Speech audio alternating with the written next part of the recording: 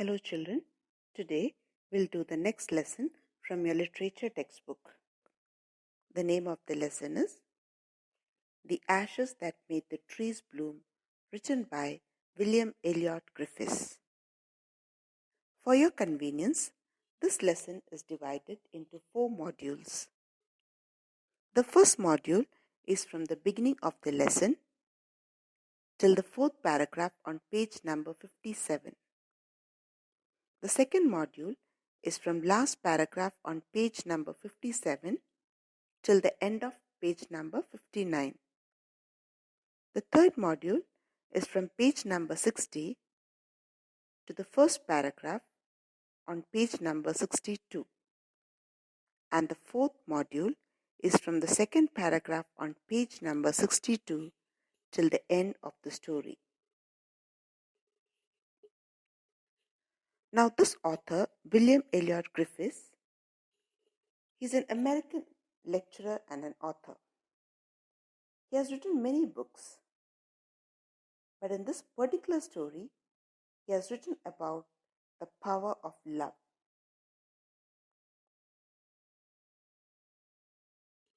This story, The Ashes That Made the Trees Bloom, exhibits the power of love. It is about a dog which is taken care of by an old couple. They love it as if it were their own child. Now this dog brings favors to this family, which makes the neighbors jealous. Things become very tragic when the dog is killed by the neighbors due to their greed and frustration. Let's see what happens after that. As I read this lesson, children, I expect you all to read it along with me. I will read the story paragraph wise. After reading one paragraph, I will explain it to you all. Okay? Now look into your books, children. Page number 55. The Ashes That Made the Trees Bloom. In the good old days of the daimyos, there lived an old couple whose only pet was a little dog. Having no children, they loved it as though it were a baby. The old dame made it a cushion of blue crepe, and at mealtime, Mukko, for that was its name, would sit on it as snug as any cat. The kind people fed the pet with tidbits of fish from their own chopsticks and all the boiled rice it wanted. Thus treated, the dumb creature loved its protectors like being with a soul. Now the word daimyos means the rich people of Japan. In those olden times, children, 19th century, the rich, wealthy landowners were called as daimyos in Japan. The word dame means an old lady. Snug means very comfortable. Crepe, blue crepe. The word crepe means it's a cloth material, children.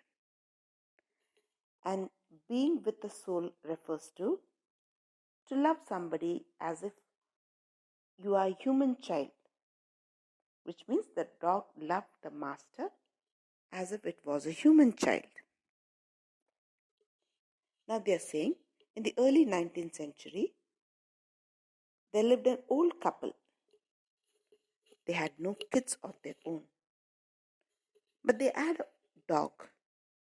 The dog was named Mukko. And this old couple, the old man and his wife, they loved the dog as if it were their own child.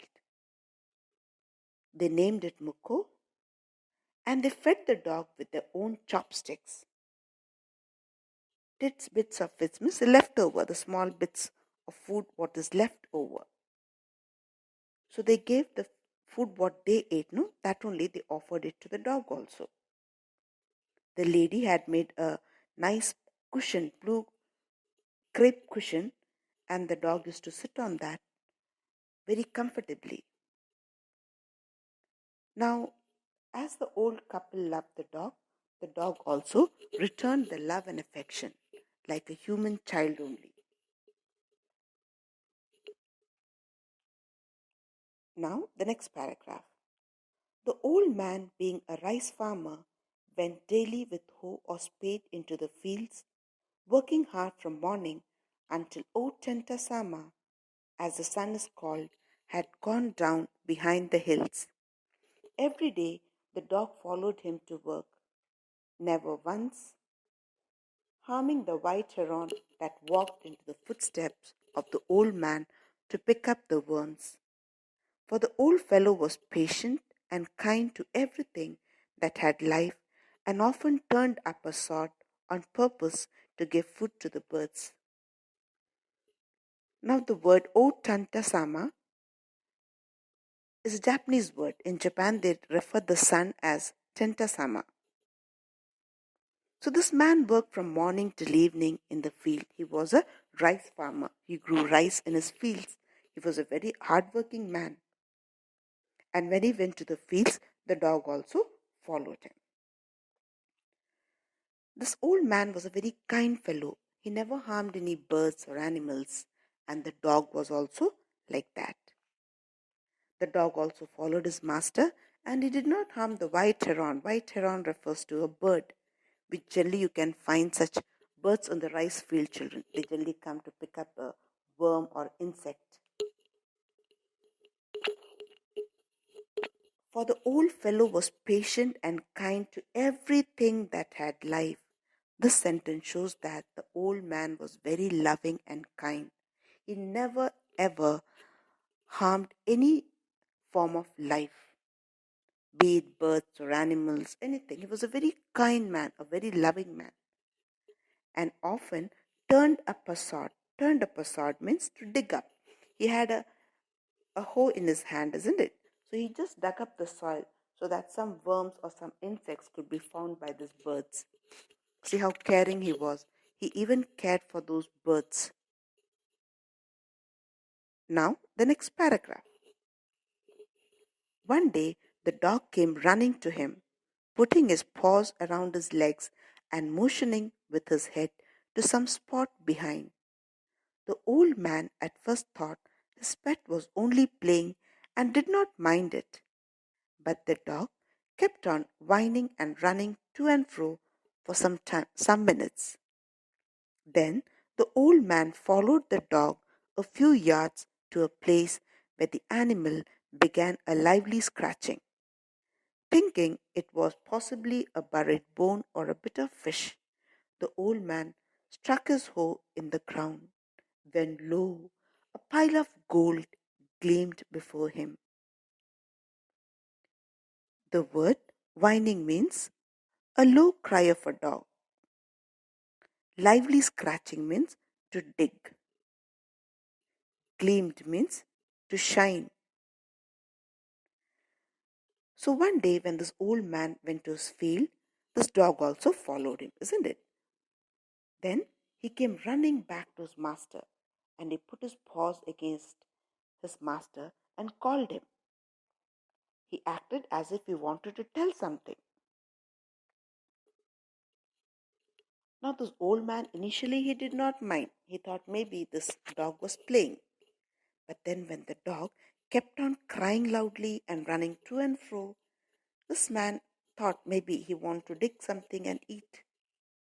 So the man followed the dog. And what happened? The dog took him to few yards away, a short distance, and then this dog began to dig the ground. He started a lively scratching. The old man thought maybe it must be a bit of bone or a small fish, you can say. So what happened? This man just struck his hoe. Hoe is a garden equipment which we generally use to dig the ground. And when he struck the ground with his hoe, what did he see? He saw a pile of gold shining right before him.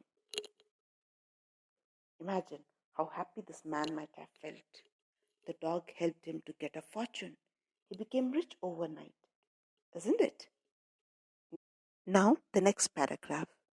Thus, in an hour, the old couple were made rich. The good souls brought a piece of land, made a feast for their friends, and gave plentifully to their poor neighbors.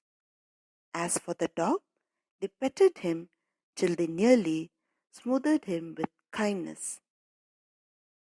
The word plentifully means too much. The word smothered means to choke somebody with love and affection. Here, to feel choked, to feel suffocated. So when this man got this pile of coal, he was very happy. He did three things, children, with that pile of coal. What did he do? First of all, he bought a piece of land for himself.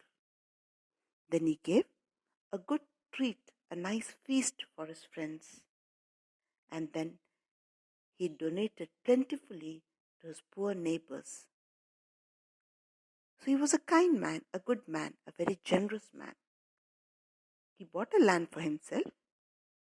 He gave feast to his friends and neighbors, and he donated enough for his poor neighbors.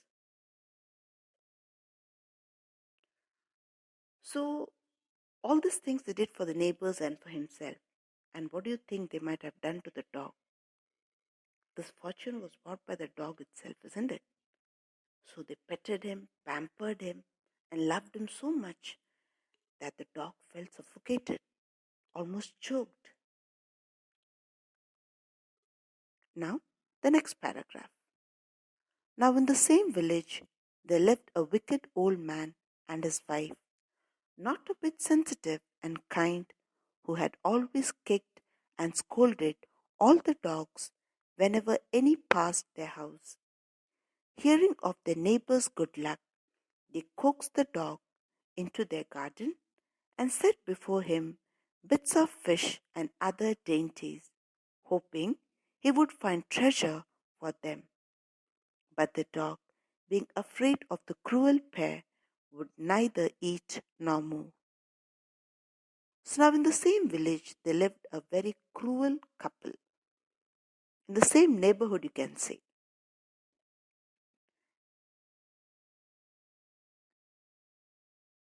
The wicked old man and his wife, those two people were not liked by anybody. They were not at all sensitive. They were very cruel, and they had always kicked and chased away all the dogs whenever any dog entered the neighborhood. Now, when this couple heard that the neighbor had got good luck because of their dog, they tried to please their dog and brought it to their house. The word coaxed means to persuade somebody.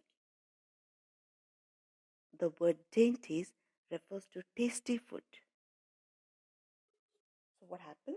The cruel neighbors, they tried to bring this Mukko, this old man's dog, into their house, and they set before him very grand feast, you can say. Good food was served, but this dog, Mukko, was very scared of this old couple, cruel couple. He did not eat anything, nor even he moved. He just sat there, scared he was. Now this cruel couple had given him all this thing, thinking that Mukko would help him or help them to find treasure the way he had done for his master. But this dog was so scared of them, he did not eat anything, neither did he move. He just sat there scared. Now, the next paragraph. Then they dragged him out of doors, taking a spade and a hoe with them. No sooner had the dog got near a pine tree growing in the garden than he began to paw and scratch the ground, as if a mighty treasure lay beneath. The word beneath means underneath. Drag means to take someone by force. So this old cruel couple, they offered the dog good food, but the dog refused to eat. Then they dragged this dog out of doors. They walked with him, and when they reached a pine tree, the dog began to scratch the ground. The wicked couple, they were very happy. They thought that the dog has found a mighty treasure.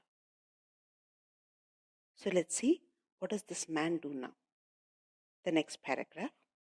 Quick, wife, hand me the spade and hoe, cried the greedy old fool as he danced with joy. Then the covetous old fellow with the spade and the old croon with the hoe began to dig, but there was nothing but a dead kitten, the smell of which made them drop their tools and shut their noses. Furious at the dog, the old man kicked and beat him to death, and the old woman finished the work by nearly chopping off his head with a sharp hoe. Then they flung him into the hole and heaped the earth over his carcass. Now the word covetous means very cunning and very greedy. The word croon means an old lady. The word carcass means dead body. Now, when they saw the dog digging the ground, they thought they have got a huge treasure, isn't it? So the old man asked his wife to hand him over the garden tools, that is the spade and the hoe. These are garden tools used for digging. He was so happy that he started dancing with joy, children. And then this old man, this cunning, greedy old man, started digging the ground. He started digging with the spade, and the old lady, she started digging with the hoe. But they didn't find anything. They only found a dead kitten, a rotten dead kitten, children. And it was stinking so badly. The smell of this dead kitten made these greedy fellows drop their tools, and they had to close their nose. They were so angry. The old man, he kicked and beat this dog to death. See how cruel he was. Whereas the dog's master, he was such a gentle, loving fellow, isn't it? But these are exactly the opposite. The old man kicked and killed him, and the old woman, she was equally cruel, children. What did she do? She finished the work by chopping off his head. The dog's head was chopped off, and then they buried him into the hole which they had dug. The word flung means to throw. So they threw this dog's dead body into the hole which they had dug, and they covered it with mud, which means they buried him there. So cruel, isn't it? Can anybody do this? The owner of this dog treated the dog like his own son. But this wicked couple, what did they do? They killed him and they buried him. So sad, isn't it? So now I come to the end of the first module.